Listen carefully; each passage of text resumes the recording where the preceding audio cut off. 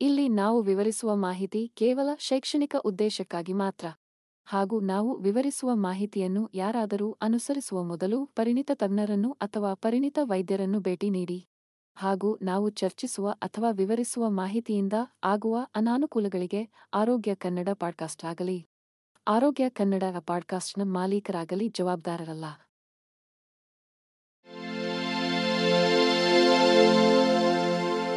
ಆರೋಗ್ಯ ಮಾಹಿತಿಯ ಏಕೈಕ ತಾಣ ಆರೋಗ್ಯ ಕನ್ನಡ ಪಾಡ್ಕಾಸ್ಟ್ಗೆ ಸ್ವಾಗತ. ಕ್ಷಯರೋಗವು ಮೈಕೋಬ್ಯಾಕ್ಟೀರಿಯಂ ಟ್ಯೂಬರ್ಕ್ಯುಲೋಸಿಸ್ ಎಂಬ ಬ್ಯಾಕ್ಟೀರಿಯನ್ನಿಂದ ಉಂಟಾಗುವ ಸಾಂಕ್ರಾಮಿಕ ರೋಗವಾಗಿದೆ. ಇದು ಪ್ರಾಥಮಿಕವಾಗಿ ಶ್ವಾಸಕೋಶದ ಮೇಲೆ ಪರಿಣಾಮ ಬೀರುತ್ತದೆ, ಆದರೆ ಮೂತ್ರಪಿಂಡಗಳು, ಬೆನ್ನುಮೂಳೆಯ ಮತ್ತು ಮೆದುಳಿನಂತಹ ದೇಹದ ಇತರ ಭಾಗಗಳ ಮೇಲೂ ಪರಿಣಾಮ ಬೀರಬಹುದು. ಪ್ರತಿ ವರ್ಷ 10 ದಶಲಕ್ಷಕ್ಕೂ ಹೆಚ್ಚು ಹೊಸ ಪ್ರಕರಣಗಳು ವರದಿಯಾಗುವುದರೊಂದಿಗೆ ಕ್ಷಯರೋಗವು ಪ್ರಮುಖ ಜಾಗತಿಕ ಆರೋಗ್ಯ ಕಾಳಜಿಯಾಗಿ ಉಳಿದಿದೆ. ಸೋಂಕಿತ ವ್ಯಕ್ತಿಯು ಕೆಮ್ಮಿದಾಗ ಅಥವಾ ಸೀನಿದಾಗ ಕ್ಷಯರೋಗವು ಹರಡುತ್ತದೆ. ಬ್ಯಾಕ್ಟೀರಿಯಾವನ್ನು ಗಾಳಿಯಲ್ಲಿ ಬಿಡುಗಡೆ ಮಾಡುತ್ತದೆ. ಈ ಬ್ಯಾಕ್ಟೀರಿಯಾವನ್ನು ನಂತರ ಹತ್ತಿರದ ಇತರರು ಉಸಿರಾಡಬಹುದು. ಇದು ಸೋಂಕಿಗೆ ಕಾರಣವಾಗುತ್ತದೆ. ಹೆವ್ ಏಡ್ಸ್ ಅಥವಾ ಅಪೌಷ್ಟಿಕತೆಯೊಂದಿಗೆ ವಾಸಿಸುವವರಂತಹ ದುರ್ಬಲ ಪ್ರತಿರಕ್ಷಣಾ ವ್ಯವಸ್ಥೆಯನ್ನು ಹೊಂದಿರುವ ಜನರು ಒಮ್ಮೆ ಸೋಂಕಿಗೆ ಒಳಗಾದ ಸಕ್ರಿಯ ಕ್ಷಯರೋಗವನ್ನು ಅಭಿವೃದ್ಧಿಪಡಿಸಲು ಹೆಚ್ಚು ಒಳಗಾಗುತ್ತಾರೆ. ಕ್ಷಯರೋಗದ ಸಾಮಾನ್ಯ ಲಕ್ಷಣಗಳೆಂದರೆ ನಿರಂತರ ಕೆಮ್ಮು, ಕೆಲವೊಮ್ಮೆ ರಕ್ತದೊಂದಿಗೆ, ಎದೆ ನೋವು, ಆಯಾಸ, ತೂಕ ನಷ್ಟ ಮತ್ತು ರಾತ್ರಿ ಬೆವರುವಿಕೆ. ಚಿಕಿತ್ಸೆ ನೀಡದೆ ಬಿಟ್ಟರೆ ಈ ರೋಗವು ಮಾರಕವಾಗಬಹುದು. ಕ್ಷಯರೋಗ ಟಿಬಿ ಮೈಕೋಬ್ಯಾಕ್ಟೀರಿಯಂ ಟ್ಯೂಬರ್ಕ್ಯುಲೋಸಿಸ್ ಎಂಬ ಬ್ಯಾಕ್ಟೀರಿಯಾದಿಂದ ಉಂಟಾಗುವ ಹೆಚ್ಚು ಸಾಂಕ್ರಾಮಿಕ ರೋಗ. ಪ್ರಾಥಮಿಕವಾಗಿ ಶ್ವಾಸಕೋಶದ ಮೇಲೆ ಪರಿಣಾಮ ಬೀರುತ್ತದೆ. ಆದಾಗ್ಯೂ ಈ ಸಾಂಕ್ರಾಮಿಕ ಕಾಯಿಲೆಯು ದೇಹದ ಇತರ ಪ್ರಮುಖ ಅಂಗಗಳನ್ನು ಗುರಿಯಾಗಿಸಬಹುದು. ಇದು ಗಂಭೀರ ತೊಡಕುಗಳು ಮತ್ತು ಆರೋಗ್ಯದ ಅಪಾಯಗಳಿಗೆ ಕಾರಣವಾಗುತ್ತದೆ. ಈ ಪೀಡಿತ ಅಂಗಗಳಲ್ಲಿ ಮೂತ್ರಪಿಂಡಗಳು, ಬೆನ್ನುಮೂಳೆ ಮತ್ತು ಮೆದುಳು ಸೇರಿವೆ. ಟಿಬಿ ಶ್ವಾಸಕೋಶದ ಆಚೆಗೆ ಹರಡಿದಾಗ ಇದು ಮೂತ್ರಪಿಂಡದ ಕ್ಷಯರೋಗಕ್ಕೆ ಕಾರಣವಾಗಬಹುದು. ಇದು ಮೂತ್ರಪಿಂಡಗಳ ರಚನೆ ಮತ್ತು ಕಾರ್ಯದ ಮೇಲೆ ಪರಿಣಾಮ ಬೀರುತ್ತದೆ. ಟಿಬಿಯ ಈ ರೂಪವು ಸಾಮಾನ್ಯವಾಗಿ ಸಂಸ್ಕರಿಸದ ಉಸಿರಾಟದ ಸೋಂಕಿನ ಪರಿಣಾಮವಾಗಿ ಸಂಭವಿಸುತ್ತದೆ. ಇದು ಬ್ಯಾಕ್ಟೀರಿಯಾವನ್ನು ರಕ್ತ ಪ್ರವಾಹ ಅಥವಾ ದುಗ್ಧರಸ ವ್ಯವಸ್ಥೆಯ ಮೂಲಕ ಪ್ರಯಾಣಿಸಲು ಅನುವು ಮಾಡಿಕೊಡುತ್ತದೆ. ಮೂತ್ರಪಿಂಡದ ಒಳಗೊಳ್ಳುವಿಕೆಯು ಮೂತ್ರದಲ್ಲಿ ರಕ್ತ, ಮೂತ್ರ ವಿಸರ್ಜನೆಯ ಸಮಯದಲ್ಲಿ ನೋವು, ರಾತ್ರಿಯಲ್ಲಿ ಆಗಾಗ್ಗೆ ಮೂತ್ರ ವಿಸರ್ಜನೆ ಮತ್ತು ದ್ರವದ ಧಾರಣದಿಂದಾಗಿ ಕಾಲುಗಳಲ್ಲಿ ಊತದಂತಹ ರೋಗಲಕ್ಷಣಗಳಿಗೆ ಕಾರಣವಾಗಬಹುದು. ಹೆಚ್ಚುವರಿಯಾಗಿ ಟಿಬಿ ಬೆನ್ನುಮೂಳೆಯೊಳಗೆ ನುಸುಳಬಹುದು ಮತ್ತು ಬೆನ್ನುಮೂಳೆಯ ಕ್ಷಯ ಅಥವಾ ಪಾಟ್ಸ್ ರೋಗವನ್ನು ಪ್ರಚೋದಿಸಬಹುದು. ಕ್ಷಯರೋಗವು ಟಿಬಿ ಜಾಗತಿಕವಾಗಿ ಸಾವಿನ ಪ್ರಮುಖ ಕಾರಣಗಳಲ್ಲಿ ಒಂದಾಗಿ ಹೊರಹೊಮ್ಮಿದೆ. ಮಾನವ ಜೀವನದ ಮೇಲೆ ಅದರ ಟೋಲ್ನಲ್ಲಿ ಎಚ್ಐವಿ ಏಡ್ಸ್ ಅನ್ನು ಮೀರಿಸಿದೆ. ಮೈಕೋಬ್ಯಾಕ್ಟೀರಿಯಂ ಟ್ಯೂಬರ್ಕ್ಯುಲೋಸಿಸ್ ಎಂಬ ಬ್ಯಾಕ್ಟೀರಿಯನ್ನಿಂದ ಉಂಟಾಗುವ ಈ ಸಾಂಕ್ರಾಮಿಕ ರೋಗವು ಪ್ರತಿ ವರ್ಷ ಲಕ್ಷಾಂತರ ಜನರನ್ನು ಬಾಧಿಸುತ್ತದೆ ಮತ್ತು ಬಲಿಪಶುಗಳ ಸಂಖ್ಯೆಗೆ ಬಲಿಪಶುಗಳನ್ನು ಹೇಳುತ್ತದೆ. ವಿಶ್ವ ಆರೋಗ್ಯ ಸಂಸ್ಥೆ WHO ಪ್ರಕಾರ ವಿಶ್ವಾದ್ಯಂತ ಸಾವಿನ ಪ್ರಮುಖ 10 ಕಾರಣಗಳಲ್ಲಿ ಸ್ಥಾನ ಪಡೆದಿದೆ. ಈ ಮೂಕ ಕೊಲೆಗಾರನನ್ನು ಎದುರಿಸಲು ಹೆಚ್ಚಿನ ಪ್ರಯತ್ನಗಳ ತುರ್ತು ಅಗತ್ಯವನ್ನು ಎತ್ತಿ ತೋರಿಸುತ್ತದೆ. 2019ರಲ್ಲಿ ಅಂದಾಜು 1.4 ಮಿಲಿಯನ್ ಸಾವುಗಳೊಂದಿಗೆ ಪ್ರಪಂಚದಾದ್ಯಂತ ಯಾವುದೇ ಸಾಂಕ್ರಾಮಿಕ ರೋಗಗಳಿಗಿಂತ ಹೆಚ್ಚು ಜೀವಗಳನ್ನು ತೆಗೆದುಕೊಳ್ಳುತ್ತದೆ. ಸಮಯೋಚಿತ ರೋಗ ನಿರ್ಣಯ ಮತ್ತು ಸರಿಯಾದ ಚಿಕಿತ್ಸೆಯ ಮೂಲಕ ಟಿಬಿಯನ್ನು ತಡೆಗಟ್ಟಬಹುದು ಮತ್ತು ಗುಣಪಡಿಸಬಹುದು ಎಂದು ಪರಿಗಣಿಸಿ ಅಂಕಿಅಂಶಗಳು ಆತಂಕಕಾರಿಯಾಗಿದೆ. ಆದಾಗ್ಯೂ ಆರೋಗ್ಯ ಸೇವೆಗಳಿಗೆ ಸೀಮಿತ ಪ್ರವೇಶ, ಸಂಶೋಧನೆ ಮತ್ತು ಅಭಿವೃದ್ಧಿಗೆ ಅಸಮರ್ಪಕ ಧನಸಹಾಯ, ಅನೇಕ ದೇಶಗಳಲ್ಲಿನ ದುರ್ಬಲ ಆರೋಗ್ಯ ವ್ಯವಸ್ಥೆಗಳು ಮತ್ತು ಔಷಧ ಪ್ರತಿರೋಧದಂತಹ ಅಂಶಗಳು ಜಾಗತಿಕ ಹೊರೆಗೆ ಸಂಬಂಧಿಸಿದೆ. ಕ್ಷಯರೋಗ ಎಂದು ಕರೆಯಲ್ಪಡುವ ಟಿಬಿ ಗಾಳಿಯ ಮೂಲಕ ಹರಡುವ ಅತ್ಯಂತ ಸಾಂಕ್ರಾಮಿಕ ರೋಗವಾಗಿದೆ. ಸೋಂಕಿತ ವ್ಯಕ್ತಿಯು ಕೆಮ್ಮಿದಾಗ, ಸೀನಿದಾಗ ಅಥವಾ ಮಾತನಾಡುವಾಗ ಬ್ಯಾಕ್ಟೀರಿಯಾವನ್ನು ಹೊಂದಿರುವ ಸಣ್ಣ ಹನಿಗಳು ಗಾಳಿಯಲ್ಲಿ ಬಿಡುಗಡೆಯಾಗುತ್ತವೆ. ಈ ಹನಿಗಳನ್ನು ನಂತರ ಹತ್ತಿರದ ಇತರರು ಇನ್ಹೇಲ್ ಮಾಡಬಹುದು. ಇದು ಸೋಂಕಿಗೆ ಕಾರಣವಾಗುತ್ತದೆ. ಟಿಬಿಗೆ ಕಾರಣವಾದ ಬ್ಯಾಕ್ಟೀರಿಯಾವು ಹಲವಾರು ಗಂಟೆಗಳ ಕಾಲ ಗಾಳಿಯಲ್ಲಿ ಬದುಕಬಲ್ಲದು. ಇದು ಪ್ರಸರಣವನ್ನು ಸುಲಭಗೊಳಿಸುತ್ತದೆ. ದೇಹದೊಳಗೆ ಒಮ್ಮೆ ಟಿಬಿ ಬ್ಯಾಕ್ಟೀರಿಯಾ ಪ್ರಾಥಮಿಕವಾಗಿ ಶ್ವಾಸಕೋಶದ ಮೇಲೆ ದಾಳಿ ಮಾಡುತ್ತದೆ. ಆದಾಗ್ಯೂ ಅವರು ಮೂತ್ರಪಿಂಡಗಳು ಮತ್ತು ಬೆನ್ನುಮೂಳೆಯಂತಹ ದೇಹದ ಇತರ ಭಾಗಗಳಿಗೆ ಹರಡಬಹುದು. ದುರ್ಬಲಗೊಂಡ ಪ್ರತಿರಕ್ಷಣಾ ವ್ಯವಸ್ಥೆಗಳನ್ನು ಹೊಂದಿರುವ ಜನರು ರೋಗ ಹೊಂದಿರುವ ಯಾರಿಗಾದರೂ ಒಡ್ಡಿಕೊಂಡ ನಂತರ ಸಕ್ರಿಯ ಕ್ಷಯರೋಗವನ್ನು ಅಭಿವೃದ್ಧಿಪಡಿಸುವ ಹೆಚ್ಚಿನ ಅಪಾಯವನ್ನು ಹೊಂದಿರುತ್ತಾರೆ. ಈ ಬ್ಯಾಕ್ಟೀರಿಯಾವನ್ನು ಉಸಿರಾಡುವ ಪ್ರತಿಯೊಬ್ಬರೂ ತಕ್ಷಣವೇ ಅನಾರೋಗ್ಯಕ್ಕೆ ಒಳಗಾಗುವುದಿಲ್ಲ ಎಂಬುದನ್ನು ಗಮನಿಸುವುದು ಮುಖ್ಯವಾಗಿದೆ. ಕೆಲವು ವ್ಯಕ್ತಿಗಳು ಸುಪ್ತ ಟಿಬಿ ಸೋಂಕನ್ನು ಹೊಂದಿರಬಹುದು ಮತ್ತು ಯಾವುದೇ ರೋಗಲಕ್ಷಣಗಳನ್ನು ತೋರಿಸುವುದಿಲ್ಲ, ಆದರೆ ಅವರ ಪ್ರತಿರಕ್ಷಣಾ ವ್ಯವಸ್ಥೆಯು ದುರ್ಬಲಗೊಂಡರೆ ನಂತರ ಜೀವನದಲ್ಲಿ ಸಕ್ರಿಯ ಟಿಬಿಯನ್ನು ಅಭಿವೃದ್ಧಿಪಡಿಸಬಹುದು. ಟಿಬಿ ಬ್ಯಾಕ್ಟೀರಿಯಾದಿಂದ ಸೋಂಕಿತ ಪ್ರತಿಯೊಬ್ಬರೂ ಅನಾರೋಗ್ಯಕ್ಕೆ ಒಳಗಾಗುವುದಿಲ್ಲ. ಕೆಲವು ವ್ಯಕ್ತಿಗಳು ಸುಪ್ತ ಟಿಬಿ ಸೋಂಕನ್ನು ಹೊಂದಿರುತ್ತಾರೆ. ಇದರರ್ಥ ಬ್ಯಾಕ್ಟೀರಿಯಾಗಳು ಸುಪ್ತವಾಗಿರುತ್ತವೆ ಮತ್ತು ಯಾವುದೇ ರೋಗಲಕ್ಷಣಗಳನ್ನು ಉಂಟುಮಾಡುವುದಿಲ್ಲ. ವ್ಯಕ್ತಿಯು ಬ್ಯಾಕ್ಟೀರಿಯಾದಲ್ಲಿ ಉಸಿರಾಡಿದಾಗ ಸುಪ್ತ ಟಿಬಿ ಸೋಂಕು ಸಂಭವಿಸುತ್ತದೆ, ಆದರೆ ಅವರ ಪ್ರತಿರಕ್ಷಣಾ ವ್ಯವಸ್ಥೆಯು ಅದನ್ನು ಪರಿಣಾಮಕಾರಿಯಾಗಿ ಹೋರಾಡಲು ಸಾಧ್ಯವಾಗುತ್ತದೆ. ಅವರು ಅನಾರೋಗ್ಯವನ್ನು ಅನುಭವಿಸದಿದ್ದರೂ ಅಥವಾ ಸಕ್ರಿಯ ಕಾಯಿಲೆಯ ಯಾವುದೇ ಲಕ್ಷಣಗಳನ್ನು ತೋರಿಸದಿದ್ದರೂ ಅವರು ಇನ್ನೂ ಸುಪ್ತ ಬ್ಯಾಕ್ಟೀರಿಯಾವನ್ನು ಸಾಗಿಸುತ್ತಾರೆ. ಯಾವುದೇ ಸ್ಪಷ್ಟ ಲಕ್ಷಣಗಳಿಲ್ಲದ ಕಾರಣ ಸುಪ್ತ ಟಿಬಿ ಸೋಂಕುಗಳನ್ನು ಪತ್ತೆಹಚ್ಚಲು ಸವಾಲಾಗಬಹುದು.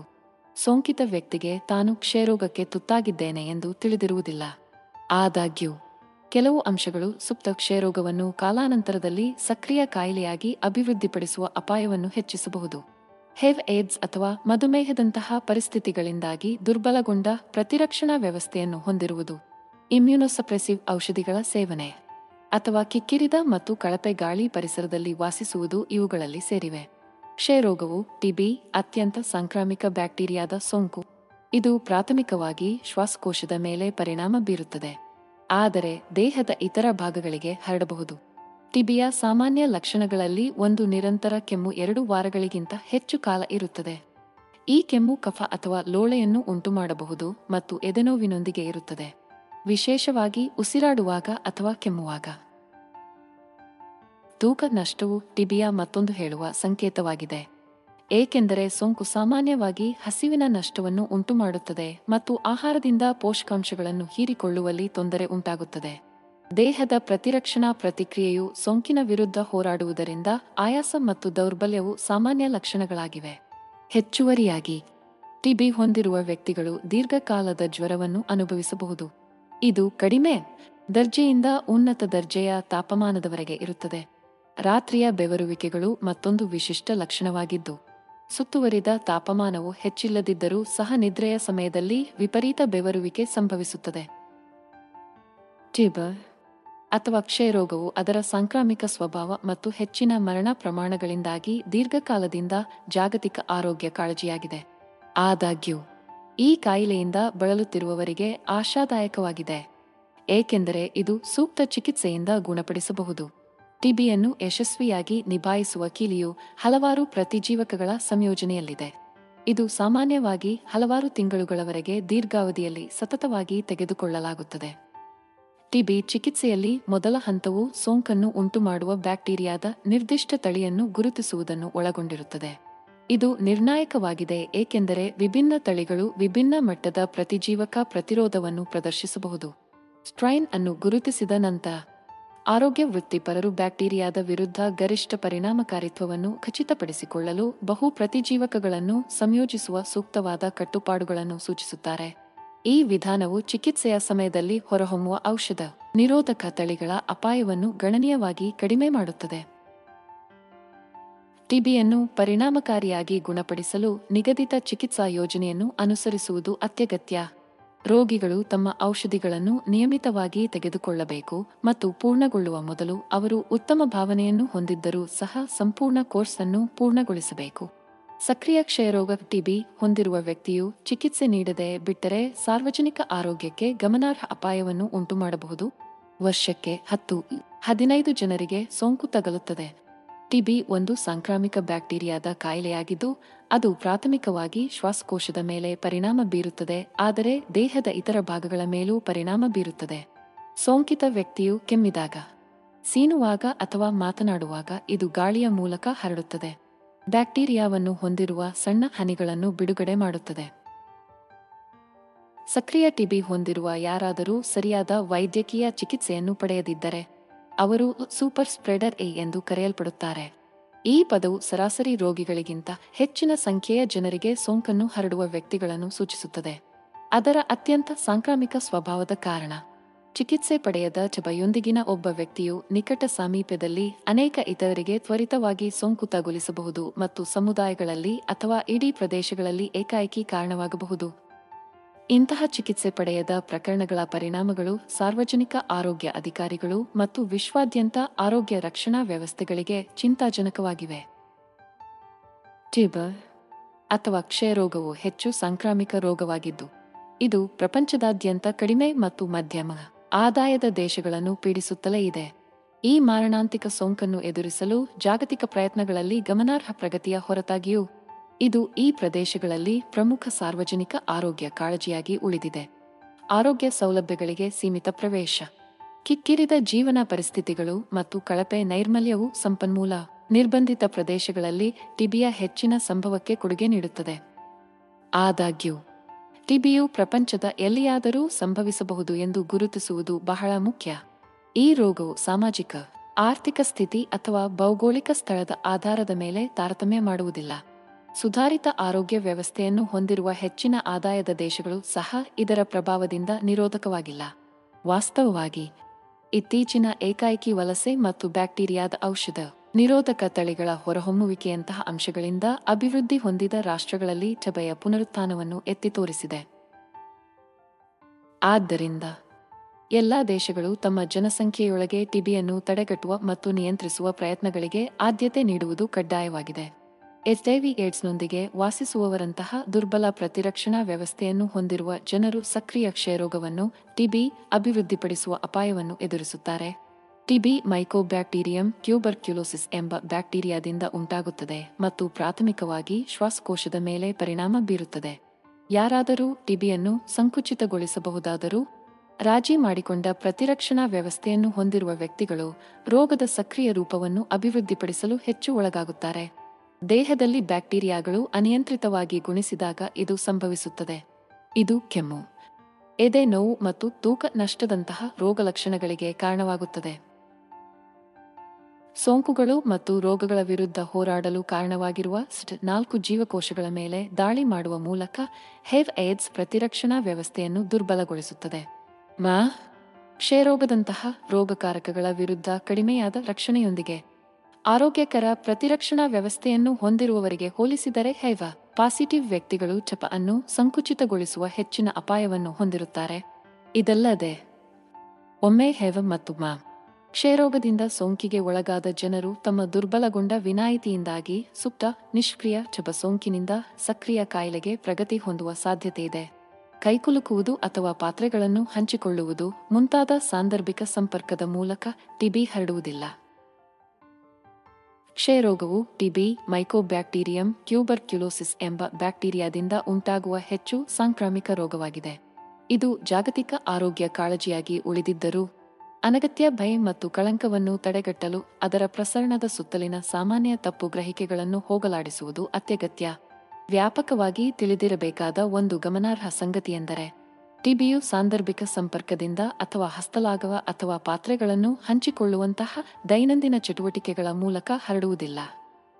ಸೋಂಕಿತ ವ್ಯಕ್ತಿಯು ಕೆಮ್ಮುವಾಗ, ಸೀನುವಾಗ, ಮಾತನಾಡುವಾಗ ಅಥವಾ ಹಾಡಿದಾಗ, ಬ್ಯಾಕ್ಟೀರಿಯಾವನ್ನು ಹೊಂದಿರುವ ಸಣ್ಣ ಹನಿಗಳನ್ನು ಗಾಳಿಯಲ್ಲಿ ಬಿಡುಗಡೆ ಮಾಡಿದಾಗ ಟಿಬಿಯ ಪ್ರಸರಣವು ಪ್ರಾಥಮಿಕವಾಗಿ ಸಂಭವಿಸುತ್ತದೆ. ಈ ಹನಿಗಳು ಸುತ್ತುವರಿದ ಸ್ಥಳಗಳಲ್ಲಿ ಹಲವಾರು ಗಂಟೆಗಳ ಕಾಲ ಸ್ಥಗಿತಗೊಳ್ಳಬಹುದು ಮತ್ತು ಅವುಗಳನ್ನು ಉಸಿರಾಡುವ ಯಾರಿಗಾದರೂ ಸೋಂಕು ತರಬಹುದು.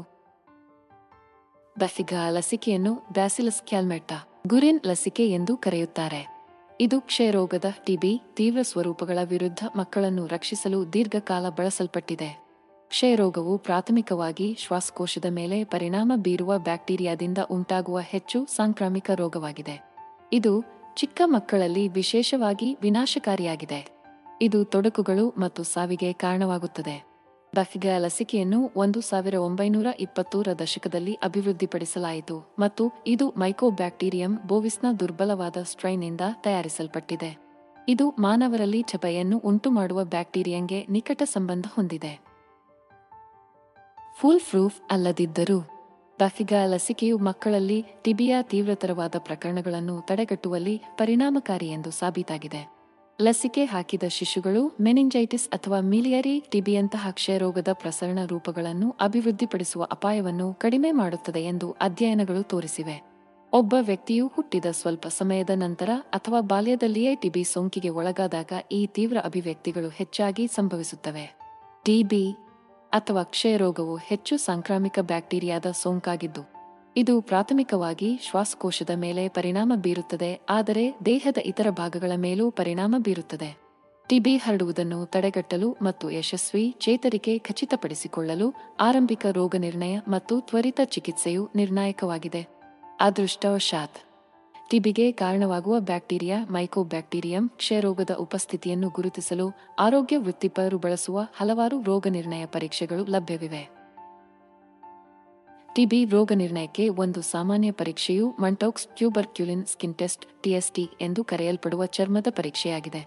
ಈ ಪರೀಕ್ಷೆಯ ಸಮಯದಲ್ಲಿ ಕ್ಷಯರೋಗದಿಂದ ಪಡೆದ ಸಣ್ಣ ಪ್ರಮಾಣದ ಶುದ್ಧೀಕರಿಸಿದ ಪ್ರೋಟೀನ್ ಉತ್ಪನ್ನವನ್ನು ಪಪ್ಟ್ ನಿಮ್ಮ ಮುಂದೋಳಿನ ಚರ್ಮದ ಅಡಿಯಲ್ಲಿ ಚುಚ್ಚಲಾಗುತ್ತದೆ.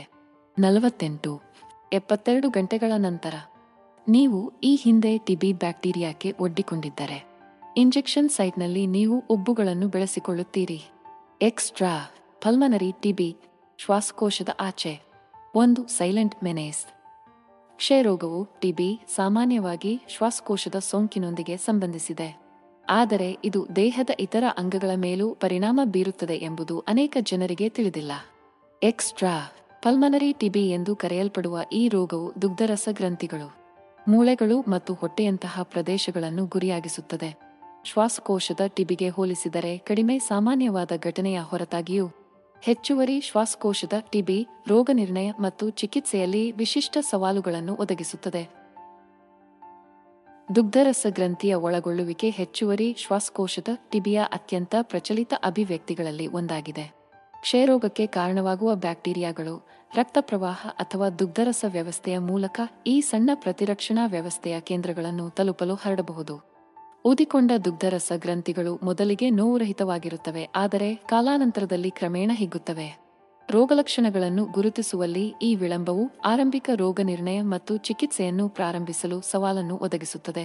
ಕ್ಷಯರೋಗವು ಟಿಬಿ ಗಮನಾರ್ಹವಾದ ಜಾಗತಿಕ ಆರೋಗ್ಯ ಸವಾಲಾಗಿ ಉಳಿದಿದೆ, ಅದರಲ್ಲೂ ವಿಶೇಷವಾಗಿ ಮಕ್ಕಳು ಮತ್ತು ಎಚ್ಐವಿಯೊಂದಿಗೆ ವಾಸಿಸುವ ವ್ಯಕ್ತಿಗಳಂತಹ ದುರ್ಬಲ ಜನಸಂಖ್ಯೆಗೆ. ಈ ಗುಂಪುಗಳಲ್ಲಿ ಟಿಬಿಯ ರೋಗನಿರ್ಣಯವು ವಿಶಿಷ್ಟ ಲಕ್ಷಣಗಳು ಮತ್ತು ಸಹ ಸೋಂಕುಗಳ ಉಪಸ್ಥಿತಿಯಿಂದಾಗಿ ವಿಶೇಷವಾಗಿ ಸವಾಲಾಗಿರಬಹುದು. ಇದು ರೋಗದ ಪತ್ತೆಯನ್ನು ಮರೆಮಾಚಬಹುದು ಅಥವಾ ಸಂಕೀರ್ಣಗೊಳಿಸಬಹುದು. ಇದು ಸಕಾಲಿಕ ಚಿಕಿತ್ಸೆಯ ಪ್ರಾರಂಭ ಮತ್ತು ಪ್ರಸರಣದ ನಿಯಂತ್ರಣಕ್ಕೆ ಗಂಭೀರ ಪರಿಣಾಮಗಳನ್ನು ಹೊಂದಿದೆ. ಮಕ್ಕಳಲ್ಲಿ ಟಿಬಿ ಸಾಮಾನ್ಯವಾಗಿ ಕೆಮ್ಮು, ಜ್ವರ ಮತ್ತು ತೂಕ ನಷ್ಟದಂತಹ ನಿರ್ದಿಷ್ಟವಲ್ಲದ ರೋಗಲಕ್ಷಣಗಳೊಂದಿಗೆ ಇರುತ್ತದೆ. ಈ ರೋಗಲಕ್ಷಣಗಳು ಇತರ ಬಾಲ್ಯದ ಕಾಯಿಲೆಗಳಲ್ಲಿ ಸಹ ಸಾಮಾನ್ಯವಾಗಿದೆ. ಇದು ಹೆಚ್ಚು ಹಾನಿಕರವಲ್ಲದ ಪರಿಸ್ಥಿತಿಗಳಿಂದ ಟಿಬಿಯನ್ನು ಪ್ರತ್ಯೇಕಿಸಲು ಕಷ್ಟವಾಗುತ್ತದೆ. ಹೆಚ್ಚುವರಿಯಾಗಿ, ಮಕ್ಕಳು ಧನಾತ್ಮಕ ಚರ್ಮದ ಪರೀಕ್ಷೆಯನ್ನು ಹೊಂದಿಲ್ಲದಿರಬಹುದು ಅಥವಾ ಸುಲಭವಾದ ಪ್ರಯೋಗಾಲಯ ರೋಗನಿರ್ಣಯವನ್ನು ಅನುಮತಿಸುವ ಕಫ ಮಾದರಿಗಳನ್ನು ಉತ್ಪಾದಿಸಬಹುದು. ಇದರ ಪರಿಣಾಮವಾಗಿ ಮಕ್ಕಳ ಟಿಬಿ ಪ್ರಕರಣಗಳು ಪತ್ತೆಯಾಗದೆ ಹೋಗಬಹುದು ಅಥವಾ ತಪ್ಪಾಗಿ ರೋಗನಿರ್ಣಯ ಮಾಡಬಹುದು. ಇದು ವಿಳಂಬವಾದ ಚಿಕಿತ್ಸೆಗೆ ಮತ್ತು ಹೆಚ್ಚಿದ ಅನಾರೋಗ್ಯಕ್ಕೆ ಕಾರಣವಾಗುತ್ತದೆ.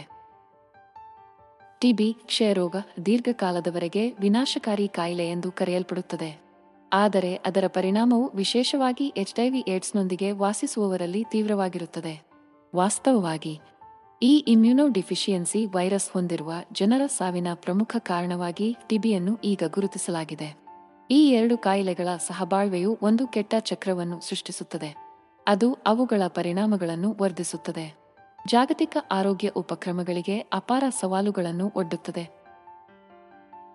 HIV/AIDS ಮತ್ತು ಟಿಬಿ ನಡುವಿನ ಸಂಪರ್ಕವು ಆಳವಾಗಿ ಹೆಣೆದುಕೊಂಡಿದೆ.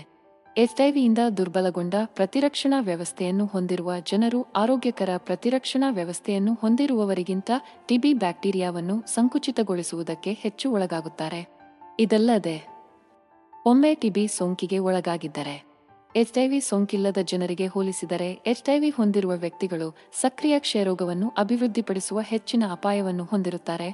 ಈ ಅಪಾಯಕಾರಿ ಸಿನರ್ಜಿಯು ಮಾರಣಾಂತಿಕ ಸಂಯೋಜನೆಗೆ ವೇದಿಕೆಯನ್ನು ಹೊಂದಿಸುತ್ತದೆ, ಅಲ್ಲಿ ಎರಡು ಕಾಯಿಲೆಗಳು ಪರಸ್ಪರರ ತೀವ್ರತೆ ಮತ್ತು ಪ್ರಗತಿಯನ್ನು ಉಲ್ಬಣಗೊಳಿಸುತ್ತವೆ. ಸರಿಯಾದ ವಾತಾಯನ ಮತ್ತು ಉತ್ತಮ ಉಸಿರಾಟದ ನೈರ್ಮಲ್ಯವು ಕ್ಷಯರೋಗ ಟಿಬಿ ಹೆಚ್ಚು ಸಾಂಕ್ರಾಮಿಕ ವಾಯುಗಾಮಿ ಕಾಯಿಲೆಯ ಹರಡುವಿಕೆಯನ್ನು ಕಡಿಮೆ ಮಾಡಲು ಅವಶ್ಯಕವಾಗಿದೆ. ಟಿಬಿ ಮೈಕೋಬ್ಯಾಕ್ಟೀರಿಯಂ ಕ್ಷಯರೋಗದಿಂದ ಉಂಟಾಗುತ್ತದೆ. ಇದು ಪ್ರಾಥಮಿಕವಾಗಿ ಶ್ವಾಸಕೋಶದ ಮೇಲೆ ಪರಿಣಾಮ ಬೀರುತ್ತದೆ, ಆದರೆ ದೇಹದ ಇತರ ಭಾಗಗಳ ಮೇಲೆ ದಾಳಿ ಮಾಡಬಹುದು. ಸೋಂಕಿತ ವ್ಯಕ್ತಿಯು ಕೆಮ್ಮಿದಾಗ, ಸೀನುವಾಗ ಅಥವಾ ಮಾತನಾಡುವಾಗ ಗಾಳಿಯಲ್ಲಿ ಬಿಡುಗಡೆಯಾಗುವ ಸಣ್ಣ ಹನಿಗಳ ಮೂಲಕ ಇದು ಹರಡುತ್ತದೆ. ಆದಾಗ್ಯೂ, ಸಾಕಷ್ಟು ಗಾಳಿ ಮತ್ತು ಉಸಿರಾಟದ ನೈರ್ಮಲ್ಯ ಅಭ್ಯಾಸಗಳೊಂದಿಗೆ ನಾವು ಅದರ ಪ್ರಸರಣವನ್ನು ಗಮನಾರ್ಹವಾಗಿ ತಗ್ಗಿಸಬಹುದು. ಮುಚ್ಚಿದ ಸ್ಥಳಗಳಲ್ಲಿ ಸಾಂಕ್ರಾಮಿಕ ಕಣಗಳ ರಚನೆಯನ್ನು ತಡೆಗಟ್ಟುವಲ್ಲಿ ವಾತಾಯನವು ನಿರ್ಣಾಯಕ ಪಾತ್ರವನ್ನು ವಹಿಸುತ್ತದೆ. ಕಳಪೆ ಗಾಳಿ ಇರುವ ಪ್ರದೇಶಗಳು ಈ ಕಣಗಳು ಗಾಳಿಯಲ್ಲಿ ದೀರ್ಘಕಾಲ ಉಳಿಯಲು ಅವಕಾಶ ಮಾಡಿಕೊಡುತ್ತವೆ. ಆ ಜಾಗವನ್ನು ಹಂಚಿಕೊಳ್ಳುವ ವ್ಯಕ್ತಿಗಳಿಗೆ ಒಡ್ಡಿಕೊಳ್ಳುವ ಅಪಾಯವನ್ನು ಹೆಚ್ಚಿಸುತ್ತದೆ. ಇದಕ್ಕೆ ವಿರುದ್ಧವಾಗಿ, ಸರಿಯಾದ ವಾತಾಯನವು ತಾಜಾ ಗಾಳಿಯ ನಿರಂತರ ಹರಿವನ್ನು ಖಾತ್ರಿಗೊಳಿಸುತ್ತದೆ ಮತ್ತು ಕಲುಷಿತ ಗಾಳಿಯನ್ನು ತ್ವರಿತವಾಗಿ ದುರ್ಬಲಗೊಳಿಸಲು ಮತ್ತು ತೆಗೆದುಹಾಕಲು ಸಹಾಯ ಮಾಡುತ್ತದೆ. ಕ್ಷಯರೋಗವು ಟಿಬಿ ಹೆಚ್ಚು ಸಾಂಕ್ರಾಮಿಕ ಬ್ಯಾಕ್ಟೀರಿಯಾದ ಸೋಂಕು ಆಗಿದ್ದು, ಅದು ಪ್ರಾಥಮಿಕವಾಗಿ ಶ್ವಾಸಕೋಶದ ಮೇಲೆ ಪರಿಣಾಮ ಬೀರುತ್ತದೆ. ಇದು ಗುಣಪಡಿಸಬಹುದಾದರೂ, ಯಶಸ್ವಿ ಚೇತರಿಕೆ ಖಚಿತಪಡಿಸಿಕೊಳ್ಳಲು ಮತ್ತು ಔಷಧ ಪ್ರತಿರೋಧದ ಬೆಳವಣಿಗೆಯನ್ನು ತಡೆಗಟ್ಟಲು ಅದರ ಚಿಕಿತ್ಸೆಯು ಔಷಧಿಗಳ ಕಟ್ಟುನಿಟ್ಟಾದ ಅನುಸರಣೆಯ ಅಗತ್ಯವಿರುತ್ತದೆ. ಟಿಬಿ ಚಿಕಿತ್ಸೆಯು ಸಾಮಾನ್ಯವಾಗಿ 6ರಿಂದ 9 ತಿಂಗಳವರೆಗೆ ಪ್ರತಿದಿನ ತೆಗೆದುಕೊಳ್ಳಲಾದ ಪ್ರತಿಜೀವಕಗಳ ಸಂಯೋಜನೆಯನ್ನು ಒಳಗೊಂಡಿರುತ್ತದೆ. ಈ ವ್ಯಾಪಕ ಅವಧಿಯು ರೋಗಿಯ ಬದ್ಧತೆಯ ಪ್ರಾಮುಖ್ಯತೆಯನ್ನು ಎತ್ತಿ ತೋರಿಸುತ್ತದೆ, ಏಕೆಂದರೆ ಒಂದು ಡೋಸ್ ಅನ್ನು ಕಳೆದುಕೊಳ್ಳುವುದು ಸಹ ಪ್ರಗತಿಗೆ ಅಡ್ಡಿಯಾಗಬಹುದು ಮತ್ತು ಔಷಧ ನಿರೋಧಕ ತಳಿಗಳನ್ನು ಅಭಿವೃದ್ಧಿಪಡಿಸುವ ಅಪಾಯವನ್ನು ಹೆಚ್ಚಿಸುತ್ತದೆ. ಟಿಬಿ ಚಿಕಿತ್ಸೆಯನ್ನು ಅನುಸರಿಸದಿರುವ ಪರಿಣಾಮಗಳು ತೀವ್ರವಾಗಿರುತ್ತವೆ.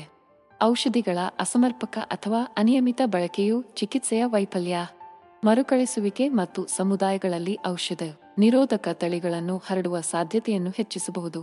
ಹೆಚ್ಚುವರಿಯಾಗಿ, ಔಷಧಿಯ ಅಪೂರ್ಣ ಕೋರ್ಸ್ಗಳು ಬ್ಯಾಕ್ಟೀರಿಯಾವನ್ನು ಭಾಗಶಃ ನಿಗ್ರಹಿಸಬಹುದು.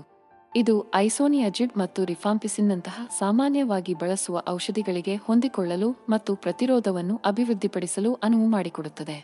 ವಿಶ್ವ ಆರೋಗ್ಯ ಸಂಸ್ಥೆ WHO 2030ರ ವೇಳೆಗೆ ಸಾರ್ವಜನಿಕ ಆರೋಗ್ಯ ಸಮಸ್ಯೆಯಾಗಿ ಕ್ಷಯರೋಗವನ್ನು ತೊಡೆದುಹಾಕಲು ಮಹತ್ವಾಕಾಂಕ್ಷೆಯ ಗುರಿಯನ್ನು ಹೊಂದಿದೆ. ಮೈಕೋಬ್ಯಾಕ್ಟೀರಿಯಂ ಟ್ಯೂಬರ್ಕ್ಯುಲೋಸಿಸ್ನಿಂದ ಉಂಟಾಗುವ ಮಾನವಕುಲಕ್ಕೆ ತಿಳಿದಿರುವ ಅತ್ಯಂತ ಹಳೆಯ ಮತ್ತು ಮಾರಣಾಂತಿಕ ಸಾಂಕ್ರಾಮಿಕ ರೋಗಗಳಲ್ಲಿ ಒಂದಾಗಿದೆ. ಇದು ಪ್ರಪಂಚದಾದ್ಯಂತ ಲಕ್ಷಾಂತರ ಜನರ ಮೇಲೆ ಪರಿಣಾಮ ಬೀರುತ್ತದೆ, ವಿಶೇಷವಾಗಿ ಕಡಿಮೆ ಮತ್ತು ಮಧ್ಯಮ ಆದಾಯದ ದೇಶಗಳಲ್ಲಿ. ಆರೋಗ್ಯ ವ್ಯವಸ್ಥೆಗಳು ಸಾಮಾನ್ಯವಾಗಿ ಕಡಿಮೆ ಸಂಪನ್ಮೂಲಗಳನ್ನು ಹೊಂದಿರುತ್ತವೆ. ಈ ಗುರಿಯನ್ನು ಸಾಧಿಸಲು WHO 4 ಪ್ರಮುಖ ಸ್ತಂಭಗಳ ಮೇಲೆ ಕೇಂದ್ರೀಕರಿಸುವ ಸಮಗ್ರ ಕಾರ್ಯತಂತ್ರವನ್ನು ವಿವರಿಸಿದೆ. ಸಮಗ್ರ ರೋಗಿಯ ಕೇಂದ್ರಿತ ಆರೈಕೆ ಮತ್ತು ತಡೆಗಟ್ಟುವಿಕೆ, ದಿಟ್ಟ ನೀತಿಗಳು ಮತ್ತು ಬೆಂಬಲ ವ್ಯವಸ್ಥೆಗಳು, ತೀವ್ರಗೊಂಡ ಸಂಶೋಧನೆ ಮತ್ತು ನಾವೀನ್ಯತೆ, ಮತ್ತು ದೃಢವಾದ ಹಣಕಾಸು. ಈ ವಿಧಾನವು ಟಿಬಿಯಿಂದ ಪೀಡಿತರಾಗಿರುವ ಪ್ರತಿಯೊಬ್ಬರೂ ಸಕಾಲಿಕ ರೋಗನಿರ್ಣಯ, ಸೂಕ್ತ ಚಿಕಿತ್ಸೆ ಮತ್ತು ಉತ್ತಮ ಗುಣಮಟ್ಟದ ಆರೈಕೆಗೆ ಪ್ರವೇಶವನ್ನು ಪಡೆಯುತ್ತಾರೆ ಎಂಬುದನ್ನು ಖಚಿತಪಡಿಸಿಕೊಳ್ಳಲು ಗುರಿಯನ್ನು ಹೊಂದಿದೆ. ನಿಯಂತ್ರಣ ಪ್ರಯತ್ನಗಳಿಗೆ ಆದ್ಯತೆ ನೀಡಲು ಪ್ರಪಂಚದಾದ್ಯಂತದ ಸರ್ಕಾರಗಳಿಂದ ಹೆಚ್ಚಿನ ರಾಜಕೀಯ ಬದ್ಧತೆಯ ಅಗತ್ಯವನ್ನು ಇದು ಒತ್ತಿ ಹೇಳುತ್ತದೆ. ಕ್ಷಯರೋಗ ಟಿಬಿ ಎಂಬುದು ಮೈಕೋಬ್ಯಾಕ್ಟೀರಿಯಂ ಟ್ಯೂಬರ್ಕ್ಯುಲೋಸಿಸ್ ಎಂಬ ಬ್ಯಾಕ್ಟೀರಿಯಾದಿಂದ ಉಂಟಾಗುವ ಸಾಂಕ್ರಾಮಿಕ ರೋಗ. ಇದು ಪ್ರಾಥಮಿಕವಾಗಿ ಶ್ವಾಸಕೋಶದ ಮೇಲೆ ಪರಿಣಾಮ ಬೀರಿದರೆ ಟಿಬಿ ಮೂತ್ರಪಿಂಡಗಳು, ಮೂಳೆಗಳು ಮತ್ತು ಮೆದುಳು ಸೇರಿದಂತೆ ದೇಹದ ಇತರ ಭಾಗಗಳಿಗೆ ಹರಡಬಹುದು. ಟಿಬಿಯ ಅತ್ಯಂತ ಕಾಳಜಿಯ ಅಂಶವೆಂದರೆ ವ್ಯಕ್ತಿಯ ಆರೋಗ್ಯದ ಮೇಲೆ ತೀವ್ರವಾಗಿ ಪರಿಣಾಮ ಬೀರುವ ದೀರ್ಘಕಾಲೀನ ತೊಡಕುಗಳನ್ನು ಉಂಟುಮಾಡುವ ಸಾಮರ್ಥ್ಯ. ಟಿಬಿಯ ಒಂದು ಸಾಮಾನ್ಯ ತೊಡಕು ಶ್ವಾಸಕೋಶದ ಹಾನಿಯಾಗಿದೆ.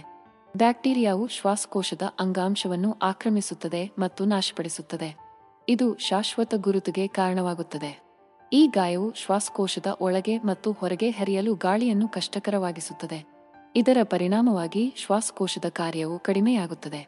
ಪರಿಣಾಮವಾಗಿ ಟಿಬಿ ಚಿಕಿತ್ಸೆಯನ್ನು ಯಶಸ್ವಿಯಾಗಿ ಪೂರ್ಣಗೊಳಿಸಿದ ನಂತರವೂ ವ್ಯಕ್ತಿಗಳು ನಿರಂತರ ಕೆಮ್ಮು, ಉಸಿರಾಟದ ತೊಂದರೆ ಮತ್ತು ಎದೆ ನೋವಿನಂತಹ ರೋಗಲಕ್ಷಣಗಳನ್ನು ಅನುಭವಿಸಬಹುದು. ಶ್ವಾಸಕೋಶದ ಹಾನಿ ಮತ್ತು ಗುರುತುಗಳ ಜೊತೆಗೆ ಟಿಬಿ ಇತರ ದೀರ್ಘಕಾಲೀನ ತೊಡಕುಗಳನ್ನು ಸಹ ಉಂಟುಮಾಡಬಹುದು. ಕ್ಷಯರೋಗವು ಟಿಬಿ ಒಂದು ಪ್ರಮುಖ ಜಾಗತಿಕ ಆರೋಗ್ಯ ಕಾಳಜಿಯಾಗಿ ಮುಂದುವರೆದಿದೆ. ಪ್ರತಿ ವರ್ಷ 10 ಮಿಲಿಯನ್ ಜನರು ಈ ಕಾಯಿಲೆಯಿಂದ ಅನಾರೋಗ್ಯಕ್ಕೆ ಒಳಗಾಗುತ್ತಾರೆ. ಕಾರಾಗೃಹಗಳು ಮತ್ತು ನಿರಾಶ್ರಿತರ ಶಿಬಿರಗಳಂತಹ ಕಿಕ್ಕಿರಿದ ಸೆಟ್ಟಿಂಗ್ಗಳಲ್ಲಿ ಟಿಬಿ ವಿಶೇಷವಾಗಿ ಪ್ರಚಲಿತವಾಗಿದೆ ಎಂದು ಆತಂಕಕಾರಿ ಅಂಕಿಅಂಶಗಳು ಬಹಿರಂಗಪಡಿಸುತ್ತವೆ. ಈ ದಟ್ಟವಾದ ಜನನಿಬಿಡ ಪರಿಸರಗಳು ಈ ಹೆಚ್ಚು ಸಾಂಕ್ರಾಮಿಕ ರೋಗವನ್ನು ಹರಡಲು ಪರಿಪೂರ್ಣ ಸಂತಾನೋತ್ಪತ್ತಿಯ ನೆಲವನ್ನು ಒದಗಿಸುತ್ತವೆ. ಕಿಕ್ಕಿರಿದ ಕಾರಾಗೃಹಗಳಲ್ಲಿ ಆರೋಗ್ಯ ರಕ್ಷಣೆಗೆ ಸೀಮಿತ ಪ್ರವೇಶದೊಂದಿಗೆ ಕೈದಿಗಳನ್ನು ಹೆಚ್ಚಾಗಿ ನಿಕಟ ಸ್ಥಳಗಳಲ್ಲಿ ಇರಿಸಲಾಗುತ್ತದೆ. ಟಿಬಿ ಕಾಳ್ಗಿಚ್ಚಿನಂತೆ ಹರಡುತ್ತದೆ. ಕಳಪೆ ವಾತಾಯನ ವ್ಯವಸ್ಥೆಗಳು ಮತ್ತು ಅಸಮರ್ಪಕ ಸೋಂಕು ನಿಯಂತ್ರಣ ಕ್ರಮಗಳು ಅದರ ಪ್ರಸರಣವನ್ನು ಮತ್ತಷ್ಟು ಸುಗಮಗೊಳಿಸುತ್ತದೆ. ಖೈದಿಗಳಲ್ಲಿ ರೋಗಲಕ್ಷಣಗಳು ಮತ್ತು ಪರೀಕ್ಷಾ ಆಯ್ಕೆಗಳ ಬಗ್ಗೆ ಅರಿವಿನ ಕೊರತೆಯು ವಿಳಂಬವಾದ ರೋಗನಿರ್ಣಯ ಮತ್ತು ಚಿಕಿತ್ಸೆಗೆ ಕೊಡುಗೆ ನೀಡುತ್ತದೆ. ಇದು ಹೆಚ್ಚು ತೀವ್ರವಾದ ಪ್ರಕರಣಗಳಿಗೆ ಮತ್ತು ಹೆಚ್ಚಿದ ಮರಣ ಪ್ರಮಾಣಗಳಿಗೆ ಕಾರಣವಾಗುತ್ತದೆ. ಅಂತೆಯೇ ನಿರಾಶ್ರಿತರ ಶಿಬಿರಗಳು ತಮ್ಮ ದಟ್ಟಣೆಯ ಜೀವನ ಪರಿಸ್ಥಿತಿಗಳು ಮತ್ತು ಆರೋಗ್ಯ ಸೌಲಭ್ಯಗಳಿಗೆ ಸೀಮಿತ ಪ್ರವೇಶದಿಂದಾಗಿ ಟಿಬಿ ಪ್ರಸರಣಕ್ಕೆ ಸೂಕ್ತವಾದ ವಾತಾವರಣವನ್ನು ಪ್ರಸ್ತುತಪಡಿಸುತ್ತವೆ. ಕೆಲವು ಟಿಬಿ ಪ್ರಕರಣಗಳು ಲಕ್ಷಣರಹಿತವಾಗಿವೆ, ಅಂದರೆ ಸೋಂಕಿತ ವ್ಯಕ್ತಿಗಳು ಯಾವುದೇ ರೋಗಲಕ್ಷಣಗಳನ್ನು ತೋರಿಸುವುದಿಲ್ಲ, ಆದರೆ ಇನ್ನೂ ರೋಗವನ್ನು ಹರಡಬಹುದು. ಕ್ಷಯರೋಗವು ಟಿಬಿ ಹೆಚ್ಚು ಸಾಂಕ್ರಾಮಿಕ ಬ್ಯಾಕ್ಟೀರಿಯಾದ ಸೋಂಕು ಆಗಿದ್ದು, ಅದು ಪ್ರಾಥಮಿಕವಾಗಿ ಶ್ವಾಸಕೋಶದ ಮೇಲೆ ಪರಿಣಾಮ ಬೀರುತ್ತದೆ. ಇದು ಸಾಮಾನ್ಯವಾಗಿ ನಿರಂತರ ಕೆಮ್ಮು, ಆಯಾಸ, ತೂಕ ನಷ್ಟ ಮತ್ತು ರಾತ್ರಿ ಬೆವರುವಿಕೆಯಂತಹ ರೋಗಲಕ್ಷಣಗಳೊಂದಿಗೆ ಸಂಬಂಧ ಹೊಂದಿದ್ದರು. ಟಿಬಿ ಸೋಂಕಿತ ಕೆಲವು ವ್ಯಕ್ತಿಗಳು ಅನಾರೋಗ್ಯದ ಯಾವುದೇ ಗಮನಾರ್ಹ ಲಕ್ಷಣಗಳನ್ನು ಪ್ರದರ್ಶಿಸುವುದಿಲ್ಲ. ಈ ಲಕ್ಷಣರಹಿತ ಪ್ರಕರಣಗಳು ರೋಗದ ಹರಡುವಿಕೆಯನ್ನು ನಿಯಂತ್ರಿಸುವಲ್ಲಿ ಮಹತ್ವದ ಸವಾಲನ್ನು ಒಡ್ಡುತ್ತವೆ, ಏಕೆಂದರೆ ಸೋಂಕಿತರು ಅದನ್ನು ತಿಳಿಯದೆ ಇತರರಿಗೆ ಹರಡಬಹುದು. ವಿಶ್ವ ಆರೋಗ್ಯ ಸಂಸ್ಥೆಯ ಅಂದಾಜಿನ ಪ್ರಕಾರ ಜಾಗತಿಕ ಜನಸಂಖ್ಯೆಯ ಸುಮಾರು 1/3 ಜನರು ಪ್ರಸ್ತುತ ಟಿಬಿ ಬ್ಯಾಕ್ಟೀರಿಯಾದಿಂದ ಸೋಂಕಿಗೆ ಒಳಗಾಗಿದ್ದಾರೆ. ಆದಾಗ್ಯೂ ಈ ವ್ಯಕ್ತಿಗಳಲ್ಲಿ ಸುಮಾರು 10% ಜನರು ತಮ್ಮ ಜೀವಿತಾವಧಿಯಲ್ಲಿ ಸಕ್ರಿಯ ಕ್ಷಯರೋಗವನ್ನು ಅಭಿವೃದ್ಧಿಪಡಿಸುತ್ತಾರೆ. ಉಳಿದ 90% ಜನರು ಸುಪ್ತ ಟಿಬಿ ಸೋಂಕನ್ನು ಹೊಂದಿದ್ದಾರೆ ಮತ್ತು ಲಕ್ಷಣರಹಿತ ವಾಹಕಗಳೆಂದು ಪರಿಗಣಿಸಲಾಗುತ್ತದೆ. ಟಿಬಿ ಅಪರೂಪದ ಸಂದರ್ಭಗಳಲ್ಲಿ ಪ್ರಾಣಿಗಳಿಂದ ಮನುಷ್ಯರಿಗೆ ಹರಡಬಹುದು. ಇದನ್ನು ಝೂನೋಟಿಕ್ ಟಿಬಿ ಎಂದು ಕರೆಯಲಾಗುತ್ತದೆ. ಕ್ಷಯರೋಗವನ್ನು ಟಿಬಿ ಬಹುಕಾಲದಿಂದ ಮಾನವರ ನಡುವೆ ಪ್ರಧಾನವಾಗಿ ಹರಡುವ ಅತ್ಯಂತ ಸಾಂಕ್ರಾಮಿಕ ಕಾಯಿಲೆ ಎಂದು ಕರೆಯಲಾಗುತ್ತದೆ. ಆದಾಗ್ಯೂ ಅಪರೂಪದ ಸಂದರ್ಭಗಳಲ್ಲಿ ಈ ಸಾಂಕ್ರಾಮಿಕ ಉಸಿರಾಟದ ಕಾಯಿಲೆಯು ಪ್ರಾಣಿಗಳಿಂದ ಕೂಡ ಸಂಕುಚಿತಗೊಳ್ಳಬಹುದು. ಇದು ಝೂನೋಟಿಕ್ ಟಿಬಿ ಎಂದು ಕರೆಯಲ್ಪಡುತ್ತದೆ. ಮಾನವನಿಂದ ಮನುಷ್ಯನಿಗೆ ಹರಡುವ ಅಪಾಯವು ತುಂಬಾ ಹೆಚ್ಚಿದ್ದರೂ ಪ್ರಾಣಿಯಿಂದ ಮನುಷ್ಯನಿಗೆ ಹರಡುವ ಸಾಮರ್ಥ್ಯವನ್ನು ಅರ್ಥಮಾಡಿಕೊಳ್ಳುವುದು ಮತ್ತು ಪರಿಹರಿಸುವುದು ಬಹಳ ಮುಖ್ಯ. ಸೋಂಕಿತ ಪ್ರಾಣಿಯು ಮೈಕೋಬ್ಯಾಕ್ಟೀರಿಯಂ ಟ್ಯೂಬರ್ಕ್ಯುಲೋಸಿಸ್ ಬ್ಯಾಕ್ಟೀರಿಯಾವನ್ನು ಮನುಷ್ಯರಿಗೆ ನಿಕಟ ಸಂಪರ್ಕ ಅಥವಾ ಕಲುಷಿತ ಆಹಾರ ಉತ್ಪನ್ನಗಳ ಸೇವನೆಯ ಮೂಲಕ ರವಾನಿಸಿದಾಗ ಝೂನೋಟಿಕ್ ಟಿಬಿ ಸಂಭವಿಸುತ್ತದೆ. ಈ ರೋಗಕಾರಕವನ್ನು ಸಾಗಿಸಲು ಮತ್ತು ಹರಡಲು ಒಳಗಾಗುವ ಪ್ರಾಣಿಗಳಲ್ಲಿ ದನಗಳು, ಆಡುಗಳು, ಹಂದಿಗಳು ಮತ್ತು ಬೆಕ್ಕುಗಳು ಮತ್ತು ನಾಯಿಗಳಂತಹ ಸಾಕು ಪ್ರಾಣಿಗಳು ಸೇರಿವೆ. ಜಾಗತಿಕ ಕ್ಷಯರೋಗ ಟಿಬಿ ಸಾಂಕ್ರಾಮಿಕವು ವಿಶ್ವಾದ್ಯಂತ ಲಕ್ಷಾಂತರ ಜನರನ್ನು ಬಾಧಿಸುತ್ತಿರುವ ಒಂದು ಪ್ರಮುಖ ಸಮಸ್ಯೆಯಾಗಿದೆ. ಬಡತನ, ಅಸಮರ್ಪಕ ಆರೋಗ್ಯ ಪ್ರವೇಶ ಮತ್ತು ಔಷಧ ಪ್ರತಿರೋಧದ ಹೊರಹೊಮ್ಮುವಿಕೆ ಸೇರಿದಂತೆ ಟಿಬಿಯ ವ್ಯಾಪಕ ಪ್ರಸರಣ ಮತ್ತು ನಿರಂತರತೆಗೆ ಹಲವಾರು ಅಂಶಗಳು ಕೊಡುಗೆ ನೀಡುತ್ತವೆ. ಈ ಅಂಶಗಳು ಒಂದು ಕೆಟ್ಟ ಚಕ್ರವನ್ನು ಸೃಷ್ಟಿಸುತ್ತವೆ. ಅದು ದುರ್ಬಲ ಜನಸಂಖ್ಯೆಯ ಮೇಲೆ ಹೊರೆಯನ್ನು ಉಲ್ಬಣಗೊಳಿಸುತ್ತದೆ ಮತ್ತು ರೋಗ ನಿಯಂತ್ರಣದ ಪ್ರಯತ್ನಗಳನ್ನು ತಡೆಯುತ್ತದೆ. ಟಿಬಿ ಸಾಂಕ್ರಾಮಿಕವನ್ನು ಉತ್ತೇಜಿಸುವಲ್ಲಿ ಬಡತನವು ಮಹತ್ವದ ಪಾತ್ರವನ್ನು ವಹಿಸುತ್ತದೆ. ಬಡ ಸಮುದಾಯಗಳಲ್ಲಿ ಕಿಕ್ಕಿರಿದ ಜೀವನ ಪರಿಸ್ಥಿತಿಗಳು ಮತ್ತು ಪೌಷ್ಟಿಕ ಆಹಾರದ ಸೀಮಿತ ಪ್ರವೇಶವು ವ್ಯಕ್ತಿಗಳ ಪ್ರತಿರಕ್ಷಣಾ ವ್ಯವಸ್ಥೆಯನ್ನು ದುರ್ಬಲಗೊಳಿಸುತ್ತದೆ. ಇದರಿಂದಾಗಿ ಅವರು ಸೋಂಕಿಗೆ ಹೆಚ್ಚು ಒಳಗಾಗುತ್ತಾರೆ. ಹೆಚ್ಚುವರಿಯಾಗಿ ಬಡತನವು ಸರಿಯಾದ ಆರೋಗ್ಯ ಸೇವೆಗಳಿಗೆ ಪ್ರವೇಶವನ್ನು ನಿರ್ಬಂಧಿಸುತ್ತದೆ. ಇದು ವಿಳಂಬವಾದ ರೋಗ ನಿರ್ಣಯ ಮತ್ತು ಚಿಕಿತ್ಸೆಯ ಪ್ರಾರಂಭಕ್ಕೆ ಕಾರಣವಾಗುತ್ತದೆ. ಔಷಧಿಗಳಿಗೆ ಹಣಕಾಸಿನ ಸಂಪನ್ಮೂಲಗಳ ಕೊರತೆಯು ದೀರ್ಘಾವಧಿಯ ಚಿಕಿತ್ಸಾ ಕಟ್ಟುಪಾಡುಗಳನ್ನು ಅನುಸರಿಸಲು ಪ್ರಯತ್ನಿಸುತ್ತಿರುವ ರೋಗಿಗಳಿಗೆ ಸವಾಲುಗಳನ್ನು ಒಡ್ಡುತ್ತದೆ. ಔಷಧ ಪ್ರತಿರೋಧದ ಬೆಳವಣಿಗೆಯ ಅಪಾಯವನ್ನು ಹೆಚ್ಚಿಸುತ್ತದೆ. ಅಸಮರ್ಪಕ ಆರೋಗ್ಯ ಸೇವೆಯು ಜಾಗತಿಕ ಟಿಬಿ ಬಿಕ್ಕಟ್ಟನ್ನು ಮತ್ತಷ್ಟು ಶಾಶ್ವತಗೊಳಿಸುತ್ತದೆ. ಕ್ಷಯರೋಗವು ಟಿಬಿ ಸಾಂಕ್ರಾಮಿಕ ಬ್ಯಾಕ್ಟೀರಿಯಾದ ಸೋಂಕು. ಇದು ಪ್ರಾಥಮಿಕವಾಗಿ ಶ್ವಾಸಕೋಶದ ಮೇಲೆ ಪರಿಣಾಮ ಬೀರುತ್ತದೆ, ಆದರೆ ದೇಹದ ಇತರ ಭಾಗಗಳನ್ನು ಗುರಿಯಾಗಿಸಬಹುದು.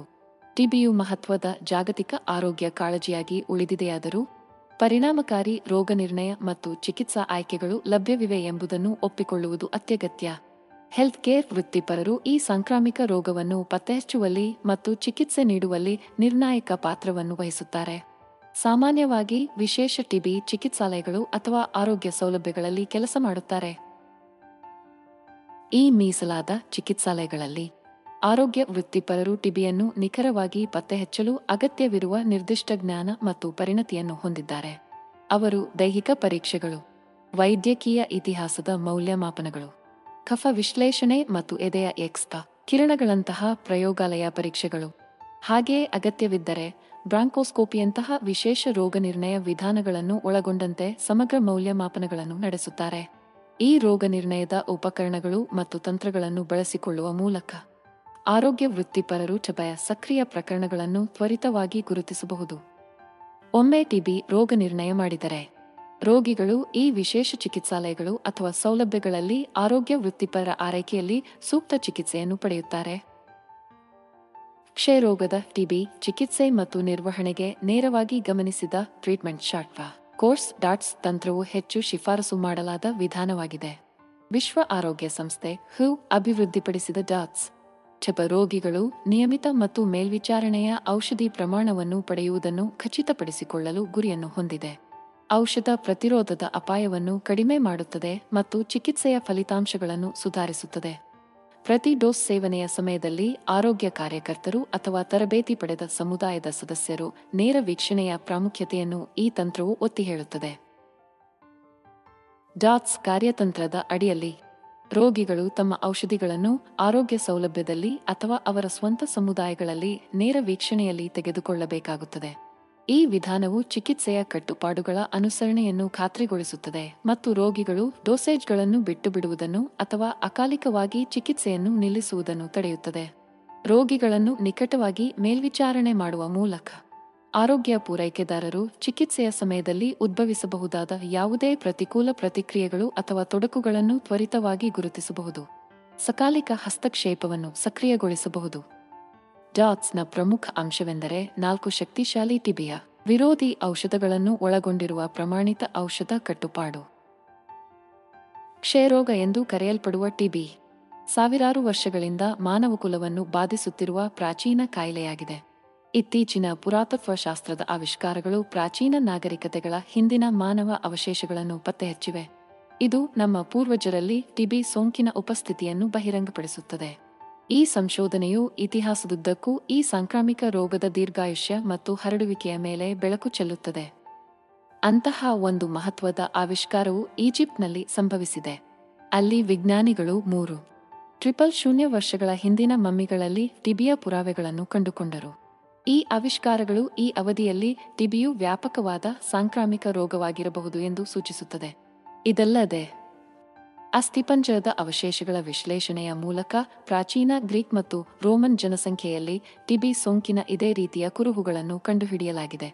ಈ ರೋಗವು ವಿವಿಧ ಖಂಡಗಳು ಮತ್ತು ಸಂಸ್ಕೃತಿಗಳಲ್ಲಿ ಬದುಕುಳಿಯುವಲ್ಲಿ ಯಶಸ್ವಿಯಾಗಿದೆ ಎಂಬ ಅಂಶವು ಅದರ ಪಟ್ಟುಬಿಡದ ಸ್ವಭಾವವನ್ನು ಬಲಪಡಿಸುತ್ತದೆ ಮತ್ತು ಇಂದು ಅದನ್ನು ಎದುರಿಸಲು ನಿರಂತರ ಪ್ರಯತ್ನಗಳ ಅಗತ್ಯವನ್ನು ಎತ್ತಿ ತೋರಿಸುತ್ತದೆ. ಸುಪ್ತ ಟಿಬಿ ಸೋಂಕು ಸಾಮಾನ್ಯವಾಗಿ ಕ್ಷಯರೋಗ ಎಂದು ಕರೆಯಲ್ಪಡುತ್ತದೆ. ಇದು ಟಿಬಿಗೆ ಕಾರಣವಾದ ಬ್ಯಾಕ್ಟೀರಿಯಾವು ದೇಹದಲ್ಲಿ ಸುಪ್ತ ಸ್ಥಿತಿಯಲ್ಲಿ ಉಳಿಯುವ ಸ್ಥಿತಿಯಾಗಿದೆ. ಈ ರೀತಿಯ ಸೋಂಕು ಯಾವುದೇ ರೋಗಲಕ್ಷಣಗಳನ್ನು ಪ್ರದರ್ಶಿಸದಿದ್ದರೂ ಅಥವಾ ಸಾಂಕ್ರಾಮಿಕವಾಗಿದ್ದರೂ ಪ್ರತಿರಕ್ಷಣಾ ವ್ಯವಸ್ಥೆಯು ದುರ್ಬಲಗೊಂಡರೆ ಅದು ಸಕ್ರಿಯ ಟಿಬಿಗೆ ಪ್ರಗತಿ ಹೊಂದಬಹುದು. ಅಪೌಷ್ಟಿಕತೆ ಅಥವಾ ಇತರ ಕಾಯಿಲೆಗಳಂತಹ ಸುಪ್ತ ಸೋಂಕಿನ ವಿರುದ್ಧ ಹೋರಾಡುವ ಪ್ರತಿರಕ್ಷಣಾ ವ್ಯವಸ್ಥೆಯ ಸಾಮರ್ಥ್ಯವನ್ನು ವಿವಿಧ ಅಂಶಗಳು ರಾಜಿ ಮಾಡಿಕೊಳ್ಳಬಹುದು. ಅಪೌಷ್ಟಿಕತೆಯು ಸುಪ್ತ ಟಿಬಿಯನ್ನು ಸಕ್ರಿಯ ಕಾಯಿಲೆಗೆ ಮುನ್ನಡೆಸುವಲ್ಲಿ ಮಹತ್ವದ ಪಾತ್ರವನ್ನು ವಹಿಸುತ್ತದೆ. ವ್ಯಕ್ತಿಗಳು ಸಾಕಷ್ಟು ಪೋಷಣೆಯನ್ನು ಪಡೆಯದಿದ್ದರೆ ಅವರ ದೇಹವು ದೃಢವಾದ ಪ್ರತಿರಕ್ಷಣಾ ಪ್ರತಿಕ್ರಿಯೆಯನ್ನು ಕಾಪಾಡಿಕೊಳ್ಳಲು ಅಗತ್ಯವಾದ ಜೀವಸತ್ವಗಳು ಮತ್ತು ಖನಿಜಗಳನ್ನು ಹೊಂದಿರುವುದಿಲ್ಲ. ಪರಿಣಾಮವಾಗಿ ಅವರ ಪ್ರತಿರಕ್ಷಣಾ ವ್ಯವಸ್ಥೆಯು ಕಾಲಾನಂತರದಲ್ಲಿ ದುರ್ಬಲಗೊಳ್ಳುತ್ತದೆ. ಕ್ಷಯ ಸೇರಿದಂತೆ ವಿವಿಧ ಸೋಂಕುಗಳು ಮತ್ತು ರೋಗಗಳಿಗೆ ಒಳಗಾಗುವ ಸಾಧ್ಯತೆಯನ್ನು ಹೆಚ್ಚಿಸುತ್ತದೆ. ಅಪೌಷ್ಟಿಕತೆ ಮತ್ತು ಸುಪ್ತ ಟಿಬಿ ನಡುವಿನ ಸಂಪರ್ಕವು ಹೆಚ್ಚಿನ ಮಟ್ಟದ ಆಹಾರ ಅಭದ್ರತೆ ಮತ್ತು ಪೌಷ್ಟಿಕಾಂಶದ ಊಟಕ್ಕೆ ಸೀಮಿತ ಪ್ರವೇಶವನ್ನು ಹೊಂದಿರುವ ಪ್ರದೇಶಗಳಲ್ಲಿ ಉತ್ತಮವಾಗಿ ದಾಖಲಿಸಲಾಗಿದೆ. ಕ್ಷಯರೋಗವು ಟಿಬಿ ಮೈಕೋಬ್ಯಾಕ್ಟೀರಿಯಂ ಟ್ಯೂಬರ್ಕ್ಯುಲೋಸಿಸ್ ಎಂಬ ಬ್ಯಾಕ್ಟೀರಿಯನ್ನಿಂದ ಉಂಟಾಗುವ ಹೆಚ್ಚು ಸಾಂಕ್ರಾಮಿಕ ರೋಗವಾಗಿದೆ. ಇದು ಸಾಮಾನ್ಯವಾಗಿ ಶ್ವಾಸಕೋಶದ ಮೇಲೆ ಪರಿಣಾಮ ಬೀರುವಾಗ ಸಂತಾನೋತ್ಪತ್ತಿ ವ್ಯವಸ್ಥೆ ಸೇರಿದಂತೆ ದೇಹದ ಇತರ ಭಾಗಗಳಿಗೆ ಹರಡಬಹುದು. ಇದು ಗರ್ಭಿಣಿಯರಿಗೆ ಮತ್ತು ಅವರ ಹುಟ್ಟಲಿರುವ ಶಿಶುಗಳಿಗೆ ಗಮನಾರ್ಹ ಅಪಾಯವನ್ನು ಉಂಟುಮಾಡುತ್ತದೆ. ಗರ್ಭಾವಸ್ಥೆಯಲ್ಲಿ ತೊಡಕುಗಳನ್ನು ಉಂಟುಮಾಡಬಹುದು ಮತ್ತು ತಾಯಿ ಮತ್ತು ಮಗುವಿಗೆ ಪ್ರತಿಕೂಲ ಪರಿಣಾಮಗಳ ಅಪಾಯವನ್ನು ಹೆಚ್ಚಿಸುತ್ತದೆ. ಸಕ್ರಿಯ ಟಿಬಿ ಹೊಂದಿರುವ ಗರ್ಭಿಣಿಯರು ಅವಧಿಪೂರ್ವ ಜನನ, ಕಡಿಮೆ ತೂಕದ ಜನನ ಅಥವಾ ಸತ್ತ ಜನನದಂತಹ ವಿವಿಧ ತೊಡಕುಗಳನ್ನು ಅನುಭವಿಸಬಹುದು. ಜರಾಯು ಮತ್ತು ಭ್ರೂಣದ ಬೆಳವಣಿಗೆಯ ಮೇಲೆ ದೀರ್ಘಕಾಲದ ಉರಿಯೂತದ ಪರಿಣಾಮಗಳಿಗೆ ಈ ಪ್ರತಿಕೂಲ ಫಲಿತಾಂಶಗಳು ಹೆಚ್ಚಾಗಿ ಕಾರಣವೆಂದು ಹೇಳಲಾಗುತ್ತದೆ. ಹೆಚ್ಚುವರಿಯಾಗಿ, ಚಿಕಿತ್ಸೆ ನೀಡದ ಟಿಬಿಯು ನಿರೀಕ್ಷಿತ ತಾಯಂದಿರಿಗೆ ರಕ್ತಹೀನತೆ ಮತ್ತು ಉಸಿರಾಟದ ತೊಂದರೆ ಸೇರಿದಂತೆ ಗಂಭೀರ ಆರೋಗ್ಯ ಸಮಸ್ಯೆಗಳಿಗೆ ಕಾರಣವಾಗಬಹುದು.